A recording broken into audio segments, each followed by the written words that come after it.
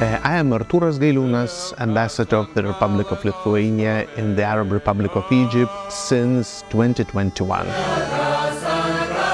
I'm glad and proud to be here to represent my country and to make bridges between us.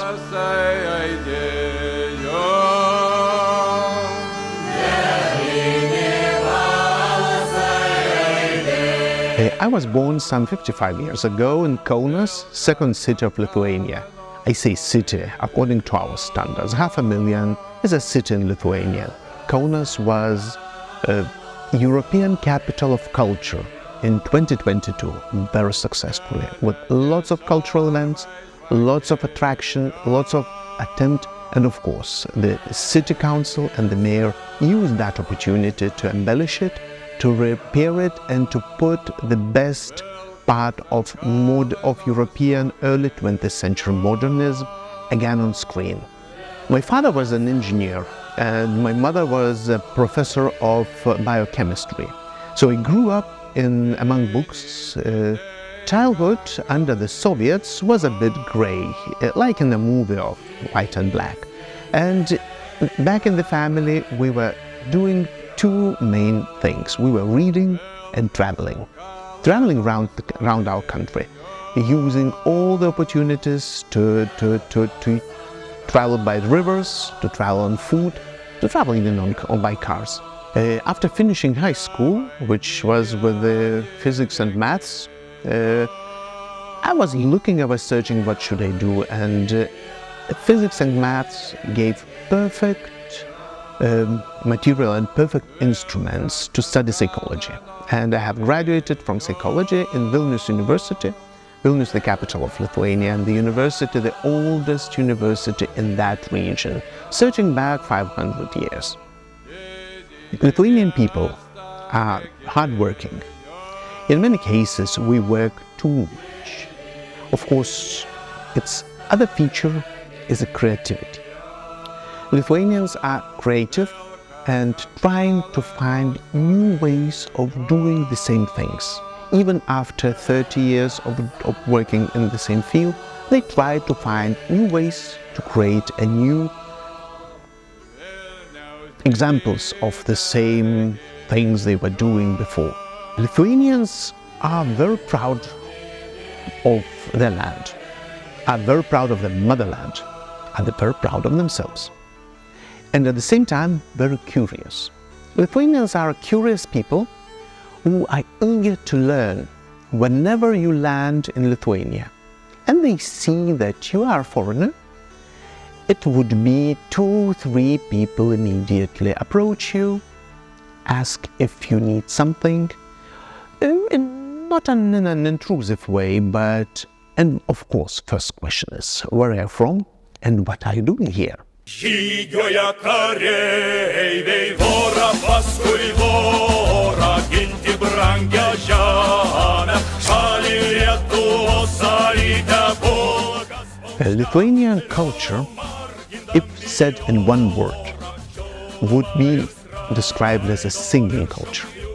Lithuanians sing. Lithuanians sing when they are happy, Lithuanians sing when they are sad, Lithuanians sing when they are angry, and we sing. We even succeeded to do a singing revolution in late 80s, early 90s, when we needed to sing, when our struggle for independence went through the 100,000 strong meetings. A bigger part of that to join singing.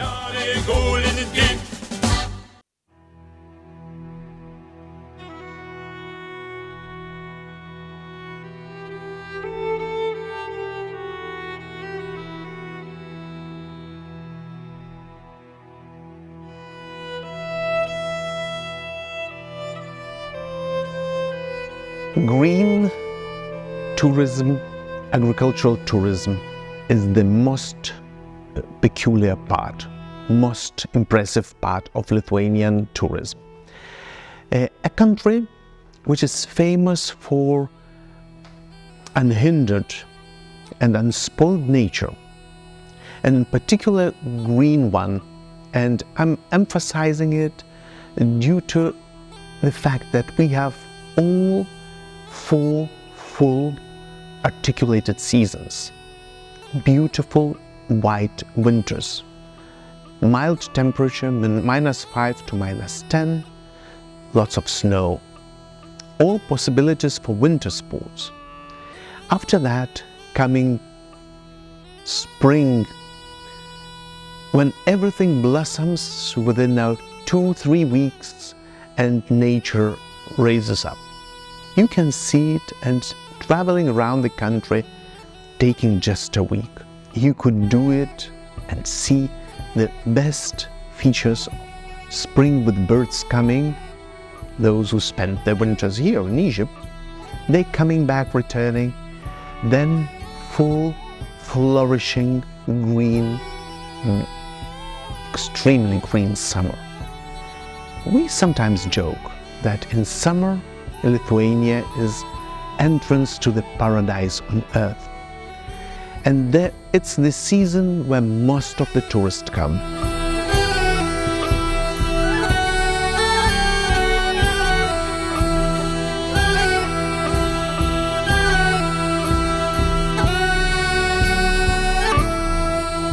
Žygiuoja kareiviai, vorą paskui vorą, ginti brangią žemę, šalį Lietuvą. It took 30 years of my generation of Lithuanians to create a modern, vibrant, very dynamic, very innovative, smart economy.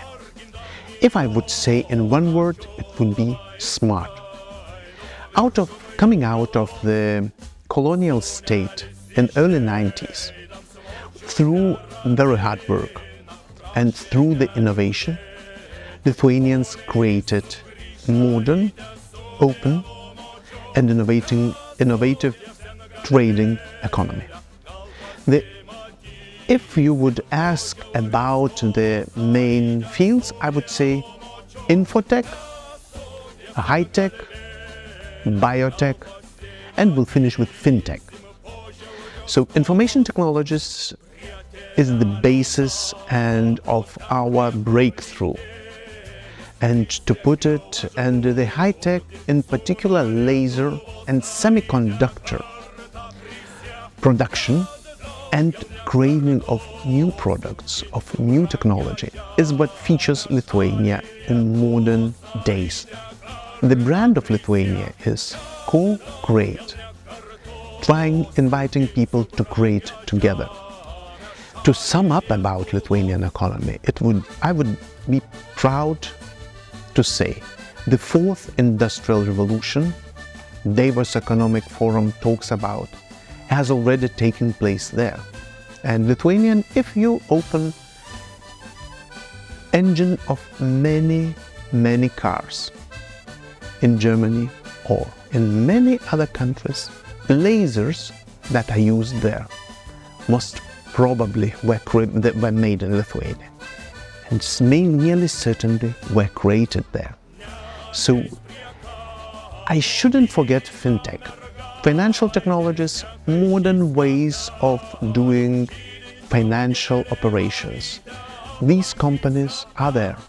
And talking about innovations, a nation of just 3.5 million, we succeeded already to have 2 unicorns within just 2 years. And it's startup fairs that take place every spring back in Vilnius. It's a startup country. It's a place where doing business is very much encouraged and very much supported by the state agencies.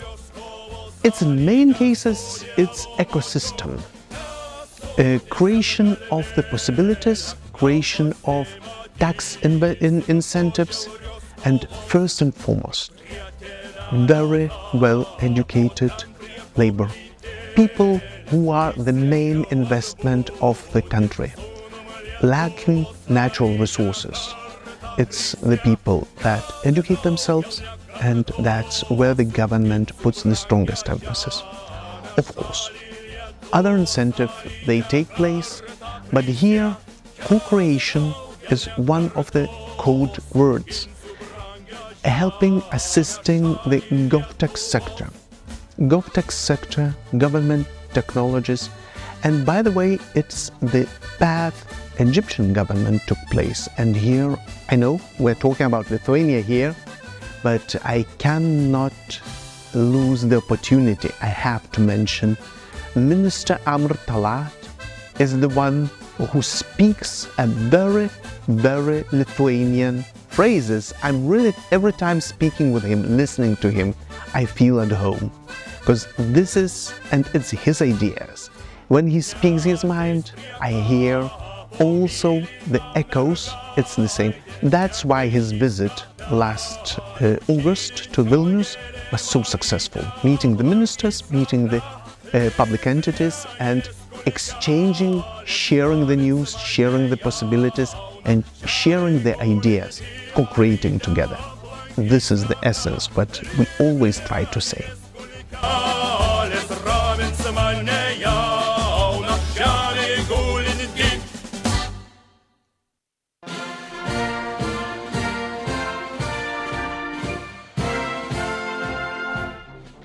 I joined Lithuanian diplomacy in 1995, so it's 28 years ago, and at that time it was a time of hopes and future.